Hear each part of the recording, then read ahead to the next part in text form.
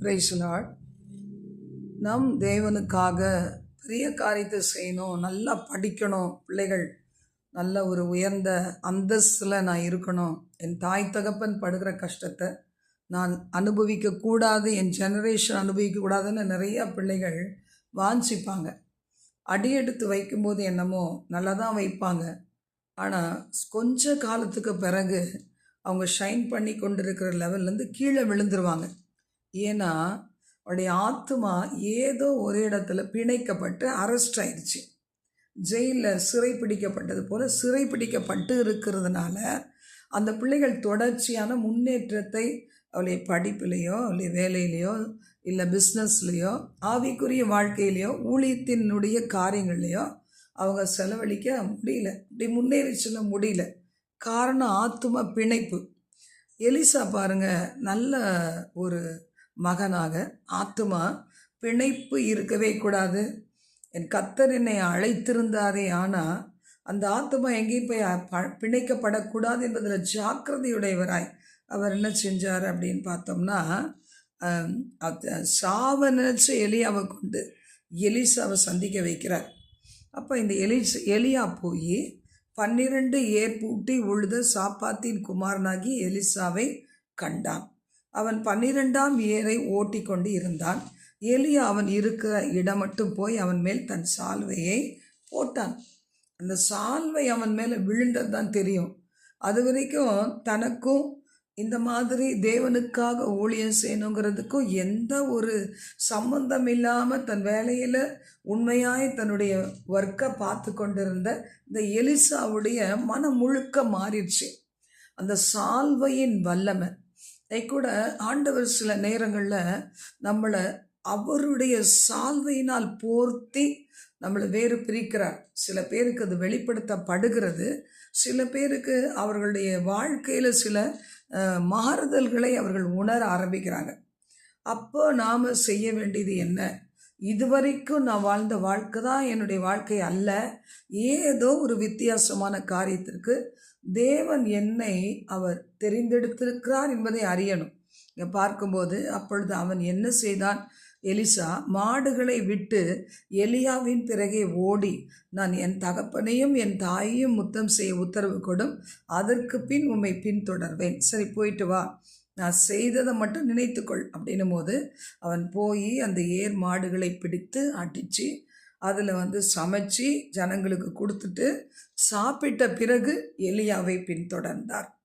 அப்போது கொஞ்சத்தை நம்ம வச்சுட்டு நம்ம இருதயமெல்லாம் அதுலேயே இருக்கிறத விட ஒரு காரியத்தை செய்து முடித்து முழுமையாய் எனக்கும் என் தேவனுக்கும் நடுவில் எந்த ஒரு காரியமும் தடையாக இருக்காதபடிக்கு அனைத்தையும் செஞ்சு முடிச்சுட்டு நான் கர்த்தரை பின்தொடர்வேன் என்று எலிசா முடிவெடுத்த போது அவர் என்ன செய்தார்? தைரியமாக தாராளமாக எலியாவை பின்தொடர்ந்தார். ஐயோ, விட்டுட்டு வந்துட்டேன்னு சொல்கிறதுக்கு எதுவுமே இல்லை.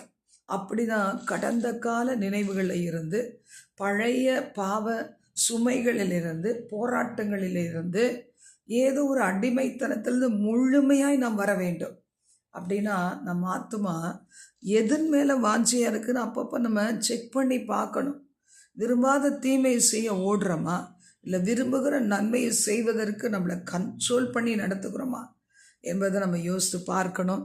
இன்னைக்கு கூட ஒரே ஒரு வாழ்க்கை, ஆண்டவர் உங்களுக்கு கொடுத்திருக்கிற ப்ரெஷியஸான ஒரு அழைப்பு, தெரிந்து கொள்ளுதல். அதுக்காக நீங்கள் எப்படி இருக்கணும்னா ஆத்தும பிணைப்பை வெறுக்க வேண்டும். அந்த ஆத்துமா முழு ஹிருதயம், முழு ஆத்துமா, முழு பலத்தோடு தேவனுக்கு நான் சேவை செய்யணும். இந்த ஆத்துமா எங்கேயுமே பிணைந்திடக்கூடாது.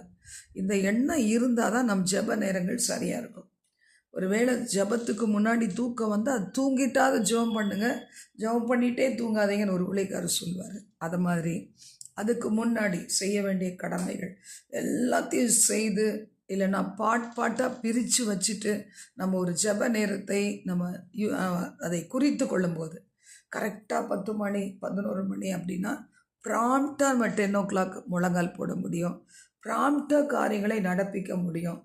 உலகத்திலையும் நம் நல்ல சாட்சியாய் வாழ்ந்து கர்த்தரோடு நம்ம இணைந்தவர்களாய் வாழ முடியும். திரும்பி பார்க்கவே மாட்டோம். நம்ம வந்த பாதைகளிலே நமது அடிமைத்தனங்களை திரும்பி பார்க்கவே மாட்டோம். அப்போ தான் தொடர்ந்து முன் செல்ல முடியும். அதான் ஆண்டவர் சொன்னார், மரித்தோர் தங்கள் மரித்தோரை அடக்கம் பண்ணட்டும், நீ என்னை பின்பற்றி வா அப்படின்னு சொன்னார். உன் இருதயம் என்னை பின்தொடரணுமா, என் கூட வரணுமா, என் பின்னாடி வரணுமா? உன் இருதயத்தில் விக்கிரகமாக இருக்கிற பணம் ஆசை, இந்த பொருளாசை, நிறைய சொத்துக்கள் வச்சுருக்கு, அதை விற்று தரித்திர கொடுத்துட்டு வா பின்னாடி, எனக்கு பின்னாடி. அப்போ அந்த வாலிபனுக்கு இஷ்டமில்லை, போயிட்டான்.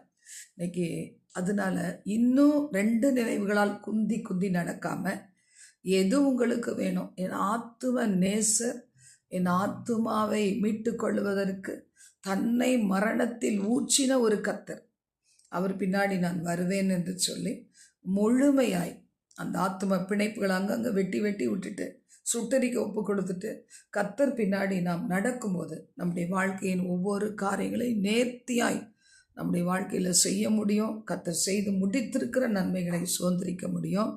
நீங்கள் அப்படியே அனுபவித்து ஆசீர்வாதமாக இருக்கும்படி உங்களை வாழ்த்துகிறேன். God bless you.